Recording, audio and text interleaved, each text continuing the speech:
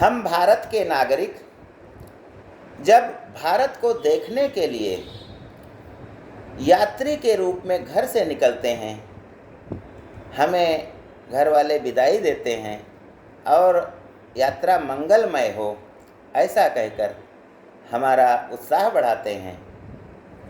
लेकिन जो पर्यटक इन भावनाओं को लेकर के भारत को देखने के लिए, धरती का स्वर्ग देखने के लिए कश्मीर में आए हैं, उन पर आतंकवादियों द्वारा ऐसा हमला किया जाना बहुत ही निंदनीय और घृणित कार्य है।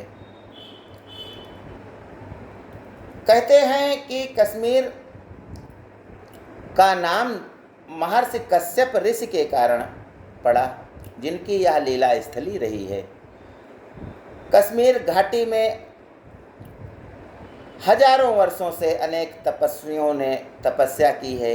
ऋषि मुनियों की यह धरती रही है, धरती का स्वर्ग कहा जाता है। और उसे देखने के लिए जब लोग जाते हैं तो उन पर हमला किया जाता है।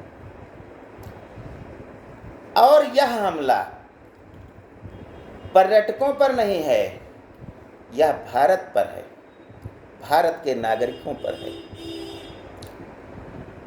क्योंकि जब से कश्मीर से 370 के प्राविधान हटाए गए थे, तब से बाहर के लोग वहाँ जा कर के ज़मीनें खरीद रहे थे।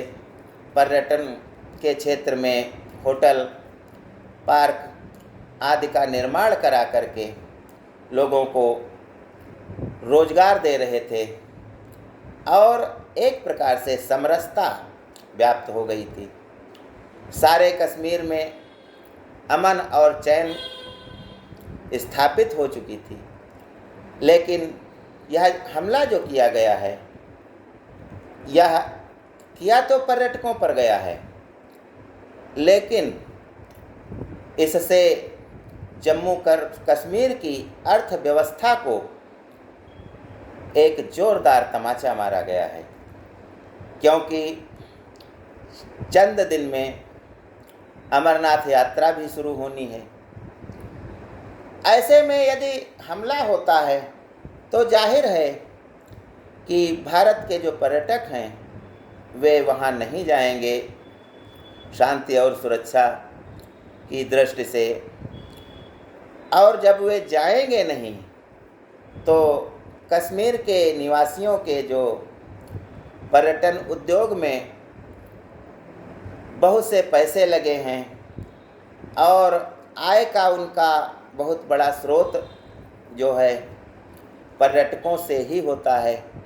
जैसे विदेश में स्विट्ज़रलैंड में लोग जाते हैं, वैसे ही जम्मू कश्मीर में लोग जाते हैं, वहाँ की वादियों में घूमते हैं, शिकारे में रहते हैं, डल झील में नौकायन करते हुए वे ऐसा प्रतीत करते हैं कि मानो स्वर्ग में आ गए हों।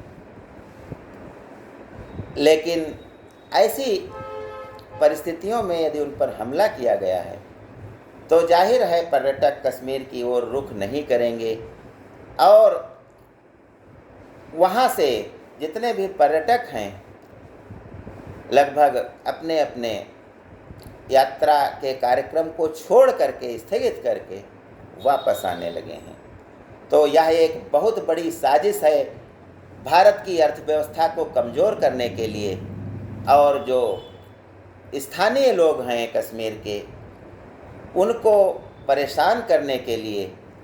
क्योंकि विदेशी ताकतें, जो पाकिस्तान नहीं चाहता है कि कश्मीर में अमन और शांति हो, यहाँ के लोग रुपया कमाएं और आर्थिक दृष्टि से कश्मीर आगे बढ़े और भारत का एक प्रमुख पर्यटन स्थल के रूप में कश्मीर का विकास हो, ऐसा नहीं चाहते हैं और इसको कमज़ोर करके यहाँ के पर्यटन उद्योग को बिल्कुल नेस्तनाबूद करना चाहते हैं।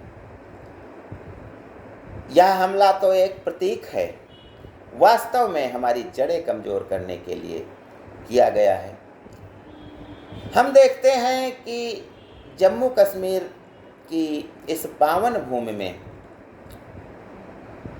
समय समय पर नागरिकों पर हमले होते आए हैं, चाहे वह 1989-90 का हमला हो, जब वहाँ से लगभग 5 लाख पंडितों को भगाया गया था, उनके घरों को लूटा गया था और मस्जिदों से और ऐलान किया जाता था कि सब लोग भाग जाएं या तो धर्म स्वीकार कर लें। तो यह बहुत निंदनीय कार्य है कि किसी धर्म विशेष के प्रति ऐसी बातें कह करके लोग आपस में हमें बांटने की कोशिश करते हैं और हमारी जो संस्कृति है चिरकाल से, जो साथ साथ सभी धर्मों के लोग रहते आए हैं, उनके बीच में खाइयाँ बनाने वाली बातें इससे सिद्ध होती हैं।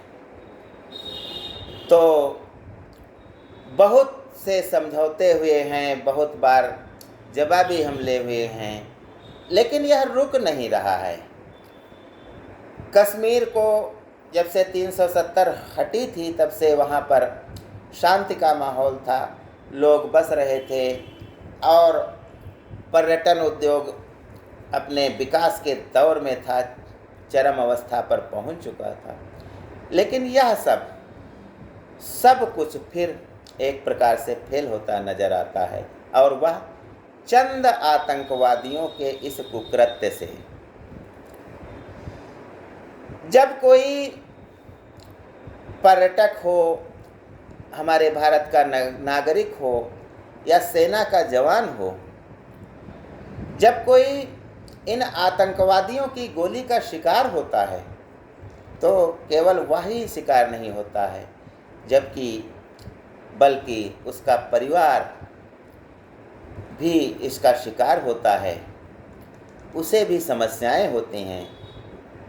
और वैमनस्य का यह कांटा हमारे देश में विकराल रूप धारण करके आगे आता है और लोगों में दुर्भावनाएं फैलाता है, लेकिन इसका उपाय आज तक कुछ नहीं हो पाया है।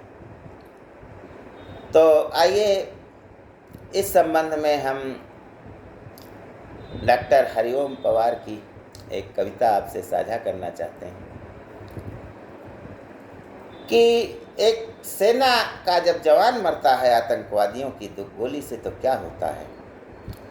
सुख भरपूर गया, मांग का सिंदूर गया, नन्हे नौनिहालों की लंगोटियां चली गईं। बाप की दवाई गई, बेटे की पढ़ाई गई, छोटी छोटी बेटियों की तो चोटियां चली गईं। ऐसा विस्फोट हुआ जिस्म का पता न चला, सारे ही जो तो जिस्म की ये बोटियां चली गईं। आपके लिए तो एक आदमी मरा है साहब, पर मेरे घर की तो रोटियां चली गईं। जी हाँ, यह होता है जघन्य आतंकवाद के कारण हमारे हृदयों में जो कुठाराघात होता है, उसका वर्णन शब्दों में नहीं किया जा सकता। ये पाकिस्तानी गालों पर दिल्ली के चाटे होते, कर हमने 2 के बदले 20 शीश काटे होते। ये पाकिस्तानी गालों पर दिल्ली के चाटे होते, गर हमने 2 के बदले 20 शीश काटे होते। बार बार दुनिया के आगे हम ना शर्मिंदा होते और हमारे सारे सैनिक सीमा पर जिंदा होते। ये कैसा परिवर्तन है खुददारी के आचरणों में, सेना का सम्मान पड़ा है चरम पंथ के चरणों में। किसका खून नहीं खौलेगा सुन करके अखबारों में, सिंहों की गर्दन कटवा दी चूहों के दरबारों में। बार बार की गद्दारी को भारत क्यों सह जाता है, ज्यादा संयम भी दुनिया में कायरता कहलाता है। हमने 70 साल खो दिए श्वेत कपोत उड़ाने में, खूनी पंजों के गिद्धों को गायत्री समझाने में। भैंस के आगे बीन बजाना बहुत हो चुका, बंद करो। भैंस के आगे बीन बजाना बहुत हो चुका, बंद करो। खुद को बिच्छू से कटवाना बहुत हो चुका, बंद करो। नागफनी पर बेला चंपा कभी नहीं खिलने वाले, पत्थर की आंखों में आंसू कभी नहीं मिलने वाले। बंदूकों की गोली का उत्तर सद्भाव नहीं होता, हत्यारों के लिए अहिंसा का प्रस्ताव नहीं होता। कोई विषधर कभी शांत के बीज नहीं बो सकता है। कोई विषधर कभी शांत के बीज नहीं बो सकता है, और भेड़िया शाकाहारी कभी नहीं हो सकता है।